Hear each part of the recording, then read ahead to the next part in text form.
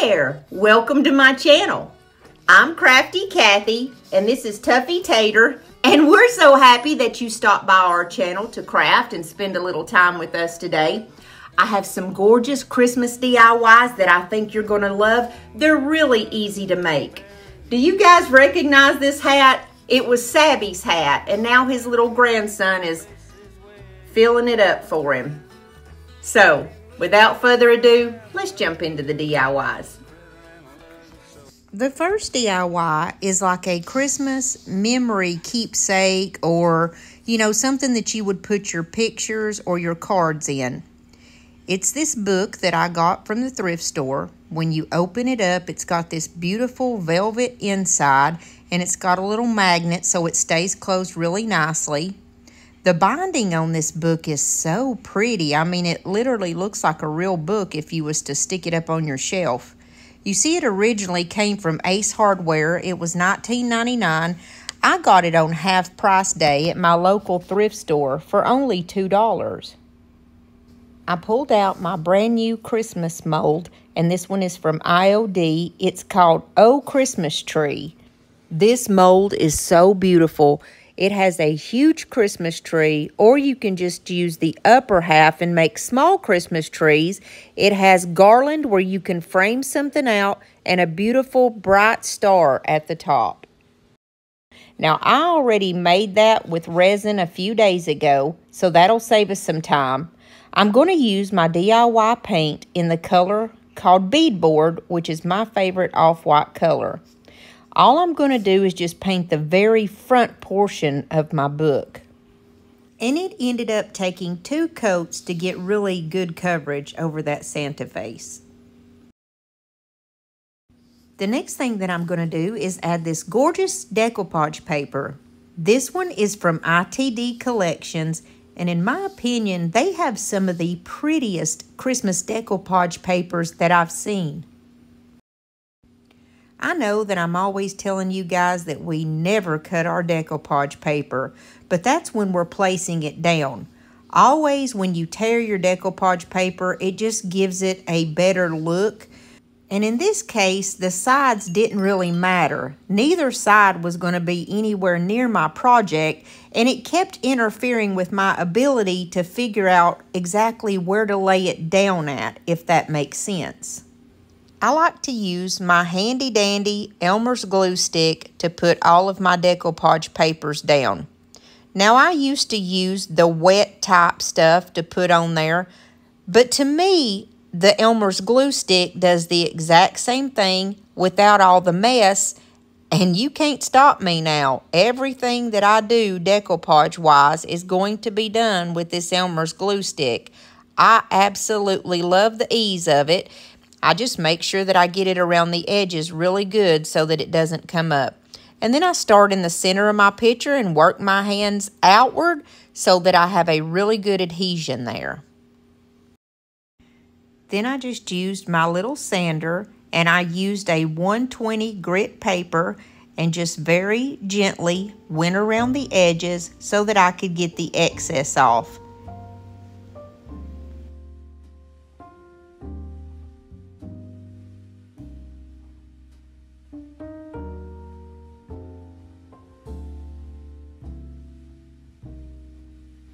And I did my Christmas tree mold a few days ago, like I said, with resin.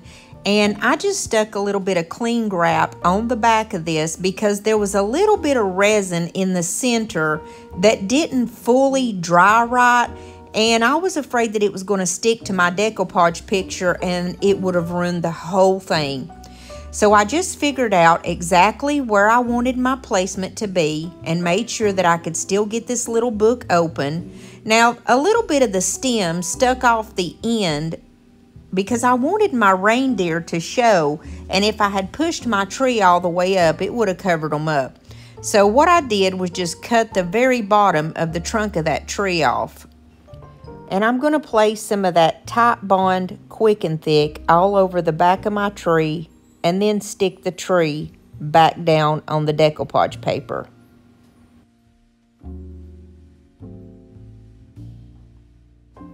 I'm going to use DIY paint in the color Gypsy Green.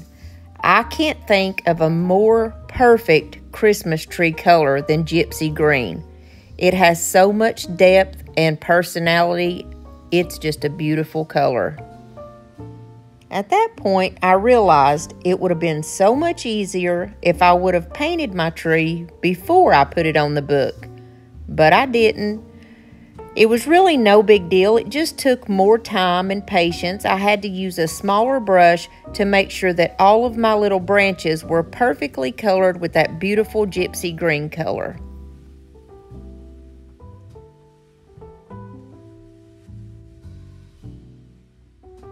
I'm going to use my Dark and Decrepit, which is a liquid patina that's a beautiful brown color, and I like to use it for staining.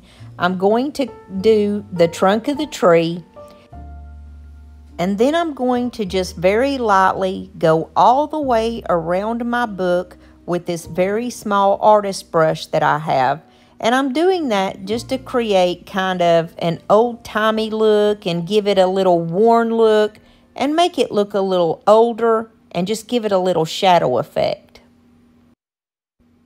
I love to let you guys see how beautiful the DIY paint is, how it looks like it's so much darker, but as the tree dried, it lightened up and it's just the most beautiful green color. And I noticed that you could see little peaks of the tree trunk going up through the tree because these IOD molds are so detailed. And so I decided to do the brown everywhere where the little pieces of the tree trunk showed because it just looks so realistic that way. I'm going to use another DIY liquid patina, and this one is called Golden Ticket. It's this beautiful, just timeless gold color, and I'm going to color my star that color.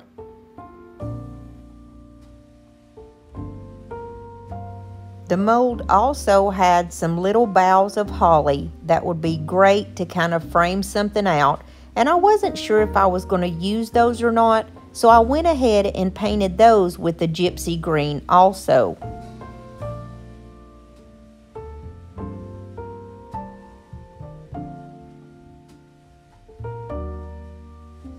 A few days ago, when I made these resin molds, I wanted to make some of the snowflakes too. That is from last year's collection, and it's called Blitz. And it's these beautiful little snowflakes, and I thought these would be really cute to use on this book also. So I took 2 of the small little snowflakes that I did off of that resin mold, and I just colored those with the color beadboard. I figured while I had the white on my brush, I'm just going to go ahead and very lightly dust it over my tree so it would look like fresh snow has fallen on this beautiful evergreen. Now I'm going to put all these pieces together. I put a little bit of my Quick and Thick, my Type Bond Quick and Thick wood glue on the back of my star and placed it at the very top of my book. And then I placed my little 2 snowflakes, one on each side of the book. I felt like if I put that bough of holly on there, it would just be too much. But I did want it to say Merry Christmas, and I found these stickers that I got last year at Hobby Lobby. They're normally $3.99, so I only paid $2 for the whole bunch. And it's these 3D stickers, and it just said Merry Christmas. I put a little glue on the back of the sticker and stuck it at the top of the book. Now to finish this piece off, I took a little bit of Mod Podge, and it does not matter which kind of Mod Podge that you use, and I just did a very thin coat over the whole front of the book and the tree and all the different mold pieces. And I'm going to use my Sue Lynn extra fine diamond glitter that I get from Amazon, and this is in my Amazon store if you want some. I use a lot of this at Christmas. You just sprinkle it on and just kind of tap off the excess. And I think this piece is beautiful and ready to hold my Christmas memories.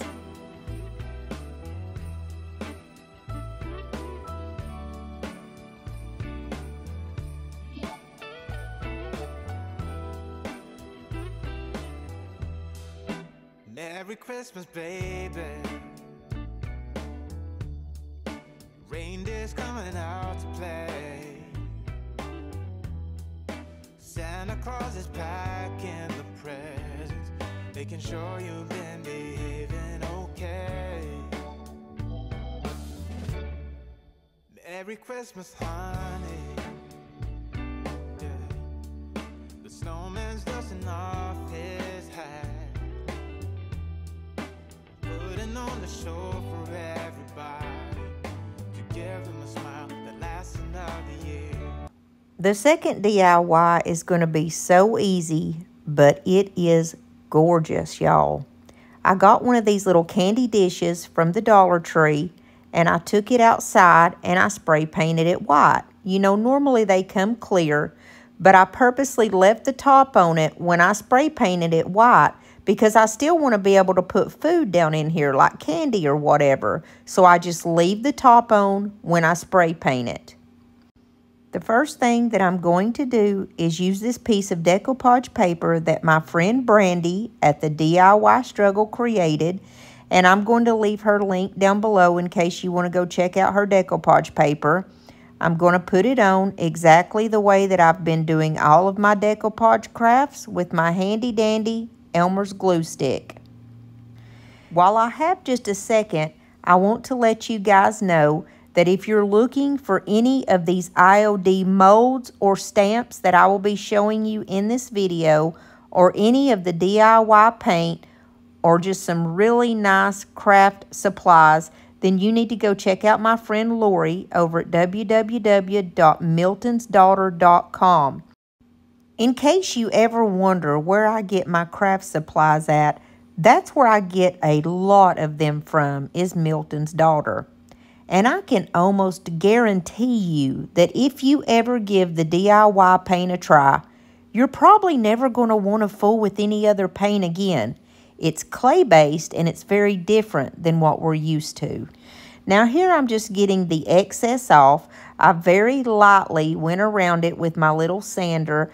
I could actually feel where that circle ended at, and you can see it whenever you start sanding. So I just went around and very slowly and carefully sanded that off.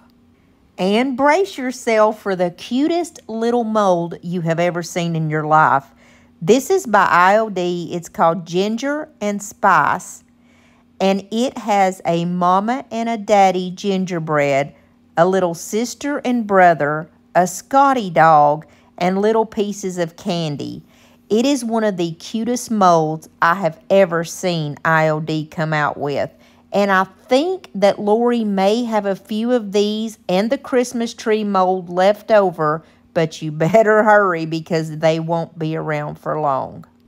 I think that this would be a cute gift to give to that person that's crazy about gingerbreads, or even somebody that likes to bake and that kind of thing, because how cute is this really? I mean, come on.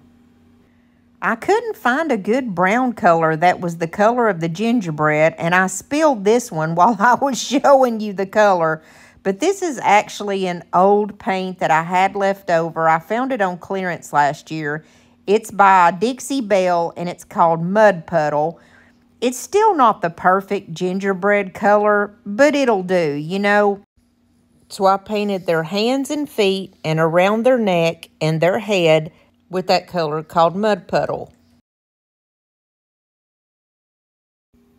Once I got all of the brown dried off, I'm going to go in with this Home Decor chalk paint, and this color is called Imperial. It's a nice red Christmas color, and I'm going to paint her little bow and her dress that beautiful red color.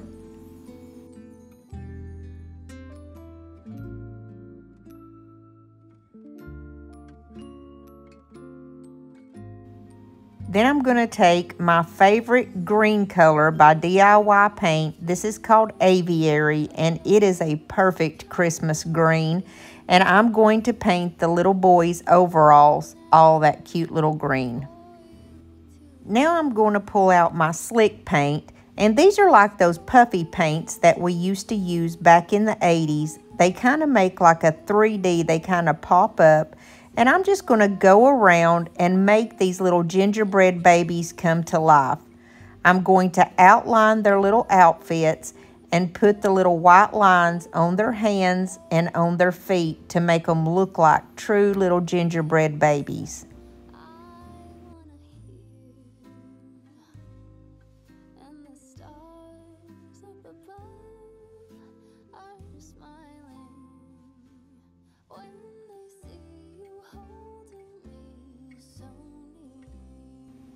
I then went through and painted the little candy pieces with that Imperial Red color by Home Decor chalk paint. And then I'm just going to kind of give them the white classic candy stripes with my little slick paint.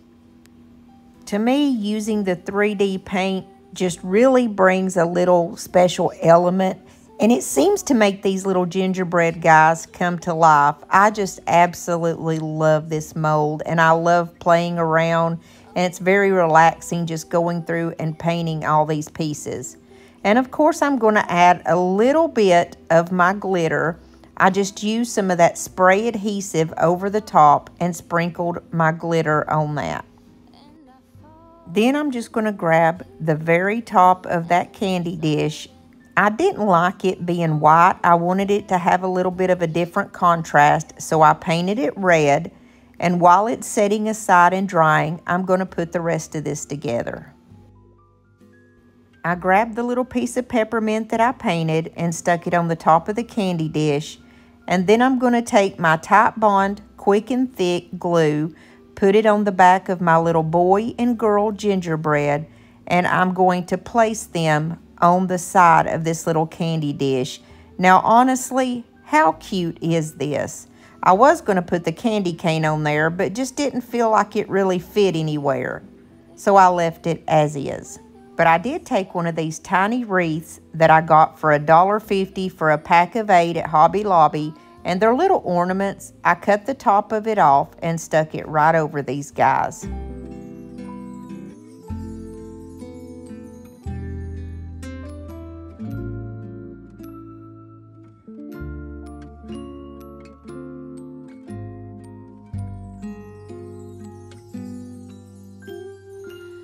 Feeling alone, kinda misty, waiting now for you to come.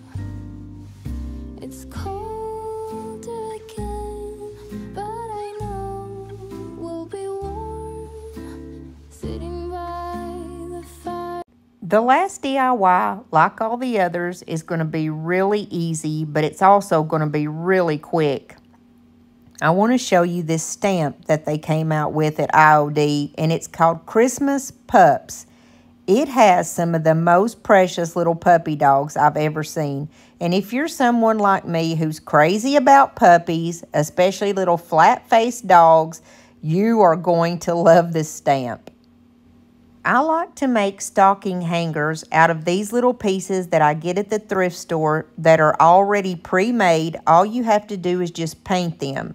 Now this one, I only paid like $1.50 for. Super easy and quick to make a stocking hanger.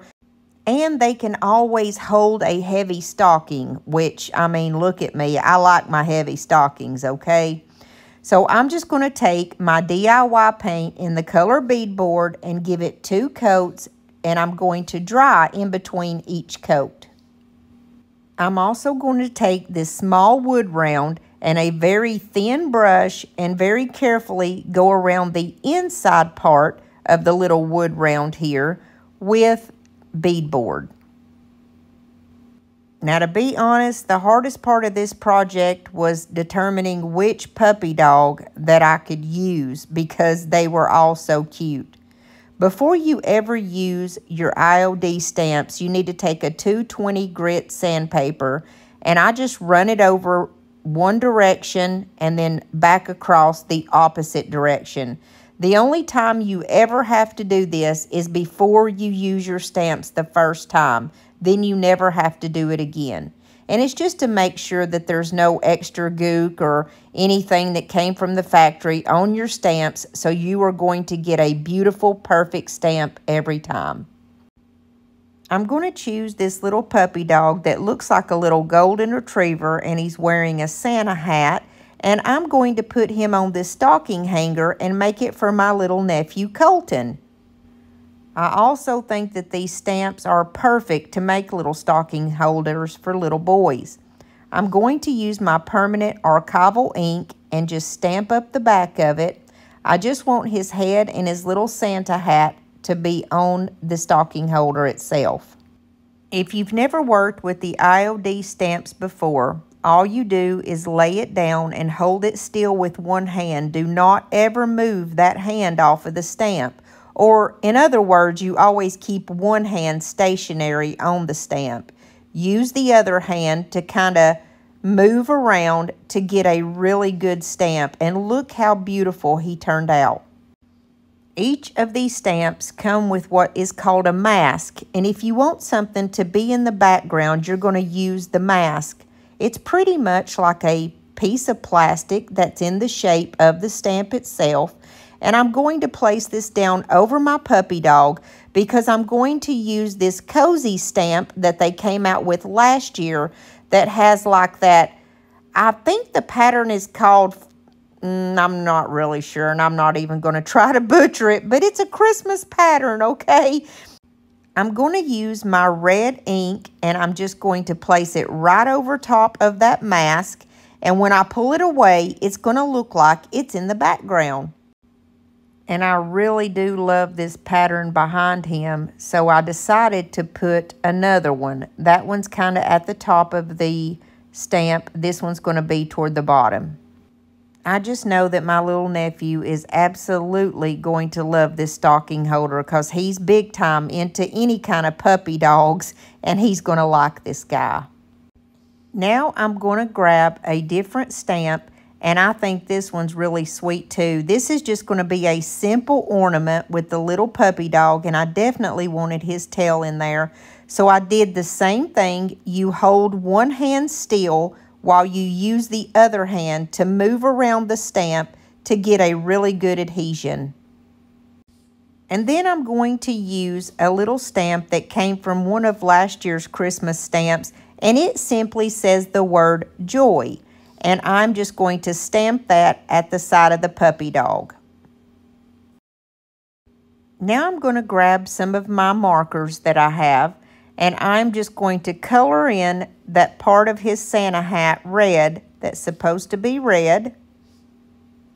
And then I actually liked the way that that looked, and so I decided to color in the word joy because it actually was hollow inside each of the letters. I'm going to take a very small drill bit and create a hole in the very top of this because it is going to be an ornament. And then I have some red and white baker's twine that I'm going to wrap through it to create the hanger. And I hope you like these. Merry Christmas, baby. Reindeer's coming out to play. Santa Claus is packing the presents, making sure you've been behaving okay. Hey, if you stuck with me through this whole video, I just want to say thank you for stopping by and doing a little Christmas crafting with me. Now, don't forget that you can get these craft supplies at my friend's store, www.miltonsdaughter.com. And on many of the items, if you use the code CraftyCathy10, you can get 10% off your first order. Also, don't forget to subscribe if you haven't subscribed to my channel yet. I would love for you to be a part of my family. And if you enjoyed this video, please give me a big thumbs up. Don't forget that my videos are every Monday and Thursday at 7 o'clock Eastern Standard Time. And I hope to see you in the next, Lord willing, and the creek don't rise.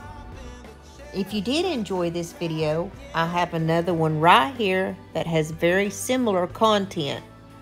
All you have to do is just click on the actual video right there, and it will take you to that one when this one is complete.